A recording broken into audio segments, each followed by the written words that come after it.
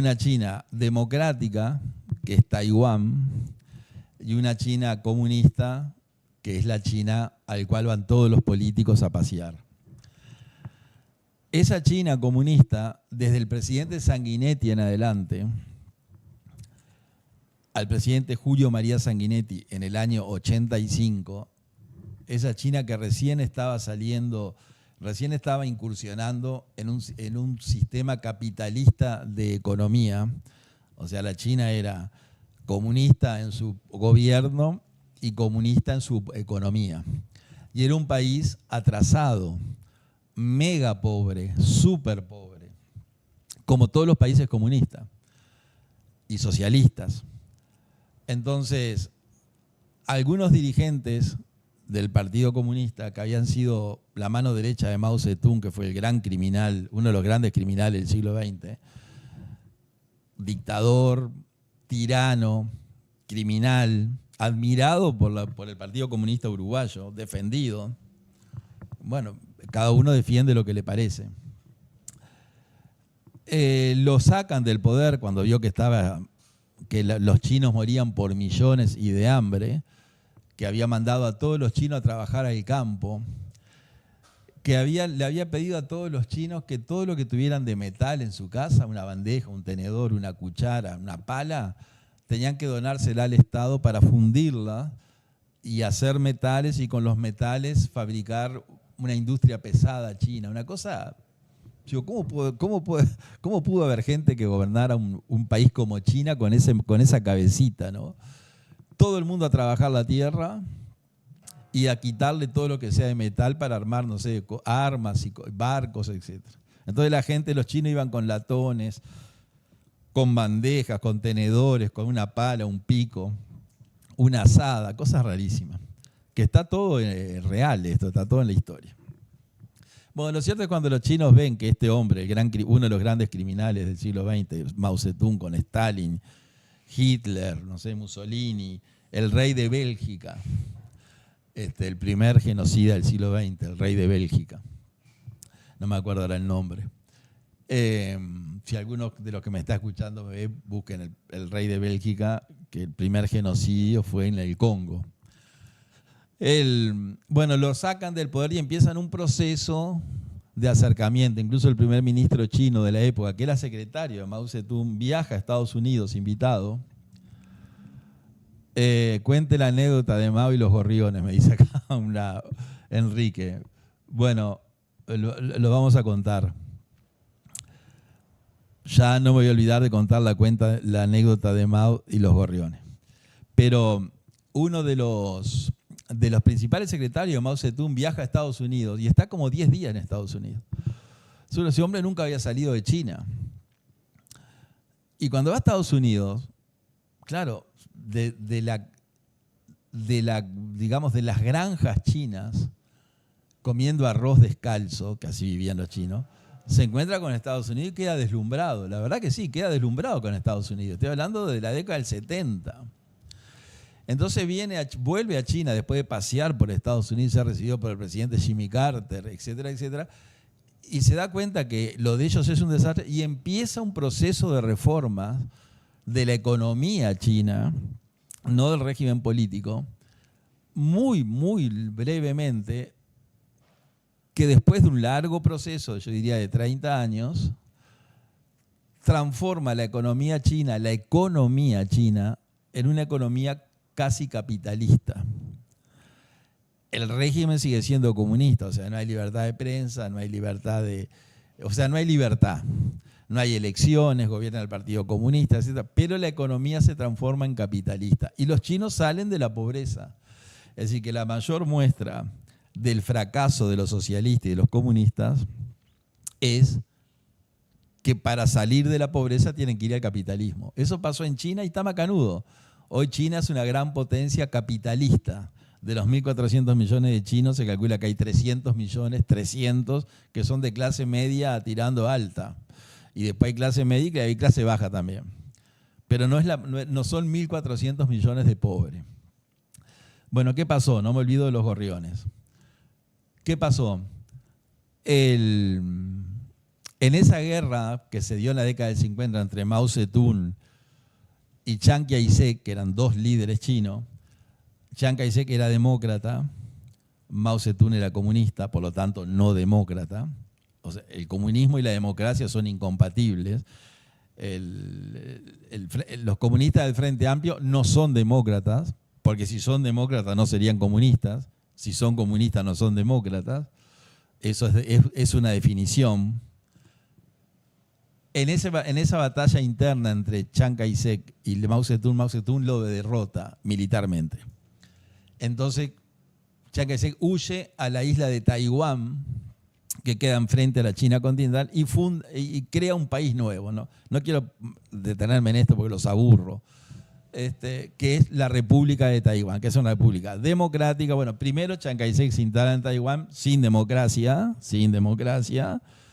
hasta que se consolida. A Chiang Kai-shek lo sigue más o menos 2 millones de chinos, lo siguen a ese líder. Y bueno, y pasan algunos años hasta que se consolida el sistema en Taiwán. Mientras tanto se consolida el comunismo en China. Chiang Kai-shek también fue una especie de dictador, pero tendiente a formar una república democrática. Y con los años se forma una república democrática y hoy Taiwán es una de las democracias más perfectas del planeta. Esa es la realidad de Taiwán. 23 millones de habitantes, en 30.000 kilómetros cuadrados, un gobierno de 4 poderes, no de 3 como tenemos nosotros, con elecciones libres cada 4 años, con presidentas mujeres, presidentes varones, o sea, rotación. Yo diría que es casi la democracia, lo diría así, yo un día tal vez lo hablemos, yo diría que es casi la democracia perfecta. Como Singapur es la dictadura perfecta, dicen algunos, yo digo, Taiwán es la democracia perfecta. Bueno, ¿qué pasó? Había la anécdota de los gorriones, porque si no me olvido. Acá un amigo nos decía, no se olvide de los anécdotas de los gorriones. En la locura de Mao Zedong, que era un hombre delirante claramente, él, no sé de dónde, la verdad que tengo la anécdota por la mitad, y le digo al amigo que me escribió, si estoy bien orientado, porque esto salió fuera de programa, a él se le ocurrió que las enfermedades, parte de las enfermedades que había en China y parte del fracaso de las cosechas chinas era culpa de los gorriones que transmitían enfermedades y se comían los granos. Miren lo que les estoy contando. Entonces, ¿qué es lo que le dijo a los chinos? Hay que matar a todos los gorriones de China. O sea, Mao Zedong le dio la orden a los cientos de millones de chinos que mataran a todos los gorriones que había. Entonces, ¿cómo matar gorriones? Entonces los mataban con la onda famosa, y después se le ocurrió que los gorriones podían, miren lo que es un sistema, es increíble esto, que los gorriones podían ser exterminados si no los dejaban descansar. Que el gorrión, como cualquier ser vivo, se traslada, se moviliza y también se detiene para descansar. Entonces todos los chinos, los 1.000 millones de chinos, durante muchos meses se turnaban en la familia para estar permanentemente golpeando ollas. Agarraban un plástico y lo golpeaban, se paraban debajo de... Entonces todo China era un concierto de batucada, digamos así, era una batucada permanente. Entonces los gorriones se asustaban, salían de las ramas de los árboles, volaban, pero como no tenían un sitio donde llegar que no hubiera una batucada, por agotamiento caían. Miren lo que les estoy contando, esto está documentado. Hay películas donde hay camiones, viejos camiones, llenos de gorriones muertos. Pero claramente, la naturaleza es sabia. Entonces mataron millones de gorriones, pero no se olvidaron que el gorrión cumple una función en la naturaleza como todos los animales. Entonces, a raíz de la extinción de los gorriones, aparecieron catástrofes ambientales en China, y después la naturaleza se encargó de reconstruir los millones de gorriones. O sea que hoy China hay gorriones, pero esa anécdota de los gorriones es increíble. Claramente yo la sabía, nuestro amigo acá nos la recuerda. ¿Por qué en Uruguay elegimos el poder legislativo y no el poder judicial? Es toda una pregunta esa. No me quiero distraer, pero le contesto al amigo. Hay un país Este amigo nos pregunta, ¿por qué en Uruguay elegimos al Poder Ejecutivo, al Poder Legislativo y no al Poder Judicial? Bueno, yo le digo que por suerte no elegimos al Poder Judicial por elecciones. Hay un país que está haciendo ese experimento, el único país del planeta, México, el de la presidenta que prohíbe luchar contra los narcos. ¿Se acuerdan del programa pasado? La lucha contra los narcos es ilegal. La presidenta de México. La lucha contra los narcos es ilegal. Por lo tanto, los narcos son legales. Debe estar de duelo la presidenta de México que mataron al principal narco de su país, que seguramente sería simpatizante de ella, porque si la presidenta dice la lucha contra los narcos es ilegal, y hagan una asociación de ideas de nuestro ministro Negro, ¿no? La lucha contra los narcos está perdida. Negro no dijo que luchar contra los narcos era ilegal, eso lo puede decir solamente la presidenta de México. En México se instaló un sistema que lo instaló el presidente anterior a esta, en el cual los jueces pueden ser electos. Los elige la gente. Entonces se presentan candidatos, tienen todo un régimen de el candidato no puede ser cualquiera, etcétera, etcétera, pero el problema es que se están presentando candidatos a jueces narcos. O sea que México va a transformarse en un narcoestado con una presidenta, y perdonen que insista, del Partido Comunista. Yo no tengo nada, no tengo sí contra los comunistas, pero no puedo evitar no hablar, a pesar de que trato de no hablar, porque los ejemplos que pongo curiosamente son del Partido Comunista, que es un porcentaje altísimo del Frente Amplio, que tiene decenas de miles de votos en el Uruguay, el Partido Comunista. Entonces en México se instaló un sistema en el cual los jueces se eligen por el voto popular y están eligiendo jueces que son narcos. Entonces cuando vaya un narco a ser procesado, el juez lo va a declarar inocente, porque es un compañero de actividad. Los jueces uruguayos, para que ustedes entiendan, y vamos a Taiwán, los jueces uruguayos son abogados. Es decir, una persona estudia abogacía y se recibe de abogado. Cuando se recibe de abogado puede hacer muchas cosas. Una de las cosas que puede hacer es entrar en la Escuela de Judicatura, que es una escuela que tiene la Suprema Corte de Justicia para formar jueces. En esa escuela de jueces, que tiene algunos años, esos abogados estudian para ser jueces. Si se reciben, o sea, si terminan esos cursos para ser jueces, ingresan al Poder Judicial. Algunos. En el Poder Judicial, más o menos, para que ustedes tengan una idea, hay 600 jueces en todo el Uruguay. Estoy redondeando. ¿Cómo ingresan? Ingresan como jueces de paz en una ciudad del interior de la República. Es decir, ingresan por el escalón más bajo de la judicatura del Poder Judicial. Y con el correr de los años, la Corte Suprema va analizando cómo se desempeñan como jueces, cuántas sentencias dictan, cuántas sentencias de las que dictan esos jueces quedan definitivas, es decir, cuando la parte apela a esa sentencia para que sea revisada por otro juez o por otro tribunal, los tribunales y los jueces confirman la sentencia de ese juez, o sea, le dicen estuvo bien. Bueno, y así van pasando los años, y a medida que pasan los años, ese juez que entró, digamos, joven en Tomás Gomenzoro, en Artigas, o sea, en una ciudad del interior de un departamento, luego lo trasladan a la capital del departamento.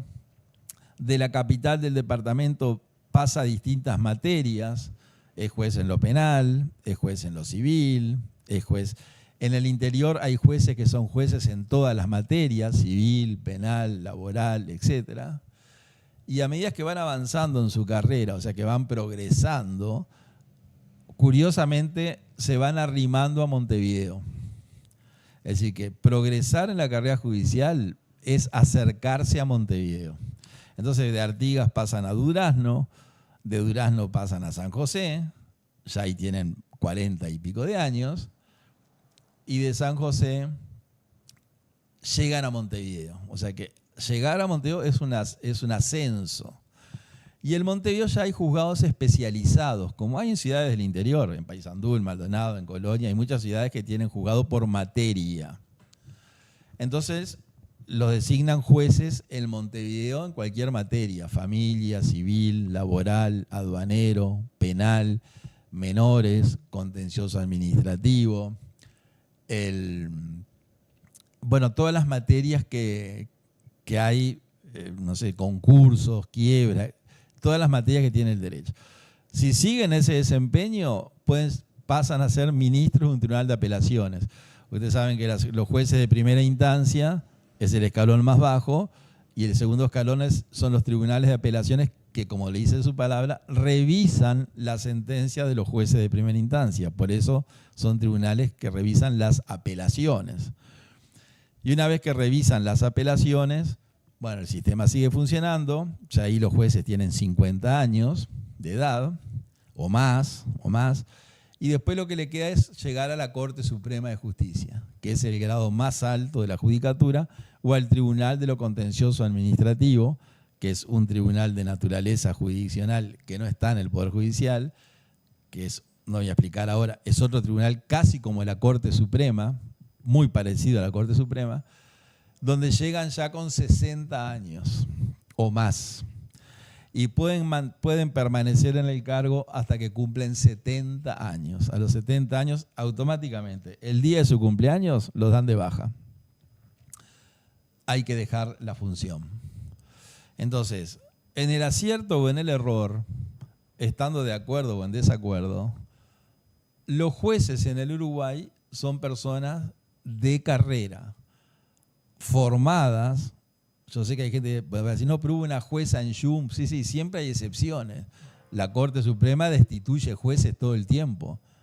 Sumario y destitución, por mala función, por mal desempeño. Bueno, somos humanos. Si no fuéramos humanos, estaríamos en el paraíso. Todos cometemos errores y todos tenemos defectos. Si los hombres fueran santos, dijo alguien, estarían todos en el paraíso y en el cielo, pero no son santos, no somos. Entonces, lo peor que le puede pasar al Uruguay es elegir los jueces con el voto.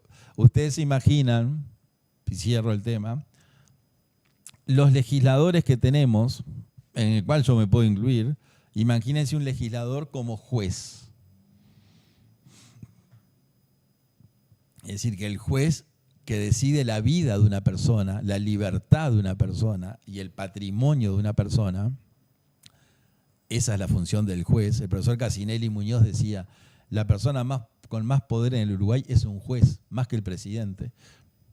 Porque si el juez te quiere meter preso, te mete preso, porque se le antoja. Después de todos los procesos te liberan, hay que recurrir, bla, bla, bla, pero lleva un proceso. Pero de entrada, si el juez ordena tu detención, te detienen. Y después se verá. Entonces, agradezcamos y gracias al amigo por la pregunta, de que en el Uruguay los jueces no los elegimos por el voto popular, se eligen por carrera.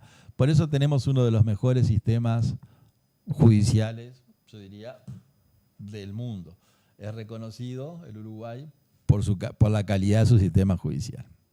Bueno, vamos a Taiwán, si no entramos nunca en Taiwán, ya son las 10:42, pero hemos tratado temas simpáticos.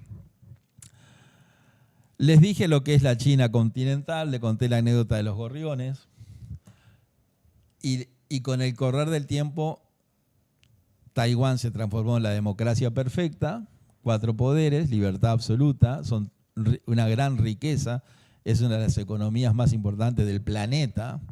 De los 200 países que hay en el planeta, creo que está en la economía número 15.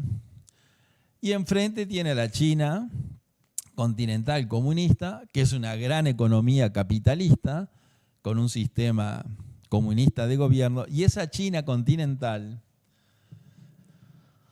quiere apoderarse de Taiwán. Es decir, ellos dicen, antiguamente Taiwán era nuestra, por lo tanto tiene que volver a ser nuestra. Y los taiwaneses dicen, sí, antiguamente éramos una sola China, pero luego el sistema se dividió en dos, entre los chinos demócratas y los chinos no demócratas, los que apoyaron a Mao y los que apoyan a Chiang Kai-shek, y resolvimos ser dos países distintos, con la misma gente, con la misma etnia, digamos, dos naciones. El presidente Sanguinetti en el 85, cuando asume la presidencia, el gobierno chino le dice, si usted quiere que le compre lana y carne, que era lo que Uruguay vendía, lana y carne, tiene que romper relaciones diplomáticas con Taiwán y tener relaciones diplomáticas con China, no con Taiwán. Y Sanguinetti, para vender lana y cuero y carne, lana, cuero y carne, rompe relaciones diplomáticas con Taiwán y establece relaciones diplomáticas con China y sigue teniendo una relación comercial con Taiwán. Bueno, eso se fue acrecentando, hasta que desde la segunda presidencia de Tabaré Vázquez, más o menos, digamos, ya el gobierno chino, que es nuestro principal cliente, le empezó a exigir a los países, no solamente que rompieran relaciones con Taiwán, sino que para poder comerciar con China, tenía que firmar un documento reconociendo que China podía invadir Taiwán y apoderarse de ella por las armas.